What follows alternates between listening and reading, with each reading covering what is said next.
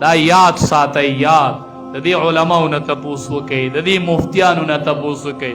که یوازې په حج او عمره خلاص شوئ نو مال نوم بدل کئ نه. که یوازې په تبلیغونو خلاص شوئ نو مال نوم بدل کئ. که یوازې په مدرسو چلولو خلاص شوئ مال نوم بدل کئ. رضا الرب فی رضا الوالد، دا د رب اټلی قانون دی. رضا د رب په رضا د پلار کې ده. چې پلار خفه دی زه خفه یمه، که پلار خوشحاله دی زما د طرف نه اعلان د رضایي دی. هسې به دعاګانې کوي، نه قبلیږي زما دا دومره مدرسې چلول. علقمه رضی الله تعالی عنه دا د رسول الله مبارک صحابي دی، په یو تالی خوراک کړی دی، د هغه د زنکدن حالت شو، کلمه وی نشي ویلی. نبی علیہ السلام صحابه لیږي کلمه ورته وویل، کلمه وی نشي ویلی. کلمه صحابه کرام رالل وی د الله حبیبه اخو کلمه نشي ویلی. وی ښه مور پلار یې ژوندي دي؟ وی او د الله حبیبه مور یې ژوندی ده. وی راوی غواړئ؟ د علقمه رضی الله تعالی عنه مور راله، ډېر که خاخستی خو مرید لپس دی. وی مولي صاحب پلار مې منځونه نه کوي، زه هم نه به کوي، د هغې حساب به ورسره الله کوي، ته دغه حساب مه کوه.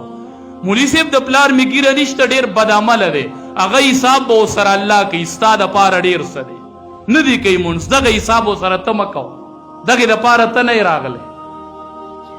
نبی علیہ السلام چې د علقمه مور رالله، وی د علقمه مورې ستا د دې بچي څه حال دی؟ وی کثیر الصدق، وی زما د بچي مره صدقې چا نه دي ورکړي. کثیر الصلاة، زما د بچي مره منځونه چا نه دي کړي. کثیر الصوم، زما د بچي مره روجې چا نه دي نیولي. روجې شته، منځ شته، صدقه شته، وجه څه ده چې بچی دې کلمه نه وایي. نبی علیہ السلام ورته وایي د علقمه مورې ستا سره یې څه حال دی؟ ته ترې راځئ. د مورې یوه رکوټې غونته ګیله ښکاره کړله، د والو نه ګورې، اوس خو له خلکو لاس اخپې مات کړي، والی زخمیان کړي پراته دي. مورې وی د الله حبیبه زما د علقمه بچي نه یوه ګیله پرته ده دیړه کې. وی څه ګیله ده؟ وی ګیله مې دا ده د الله حبیبه چې زما عزت ته یې لږ ټیس رسولی و، ښځه یې راباندې اوچته کړې وه لږه، او زه یې لږه کوزه کړې، دقه ګیله مې د زړه نه وځي. مور دا پیسې نه غواړي، مور دا مال نه غواړي. مور وی ماله په کور کې ملکي راکه، زما دا مشري خوښه ده. پلار وی مولي صاحب ماله مشري راکه، که ته ډېر لوی عالم یې، خو دا مشري مې هسې خوښه ده.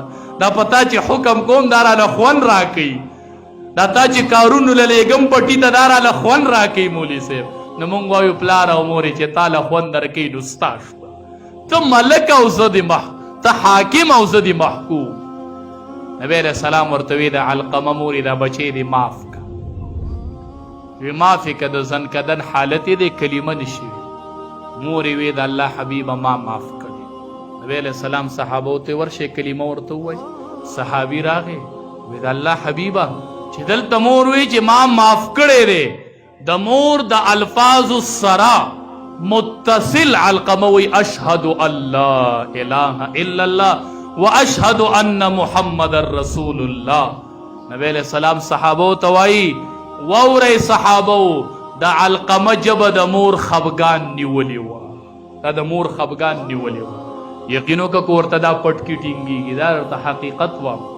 یقین وکړه که ورته دا مدرسې ټینګېږي او ستا حجونه او عمرې ورته ټینګېږي، که یوه پیری دا لاس ډسې کړل بیا به څه نه نو دا د امام الانبیا کورني اخلاق چې مور قدر رایاده شوله رضاعي ټول قیدیانې پرېښودل. وی ما ته نن زما د مور رشته رایاده شو.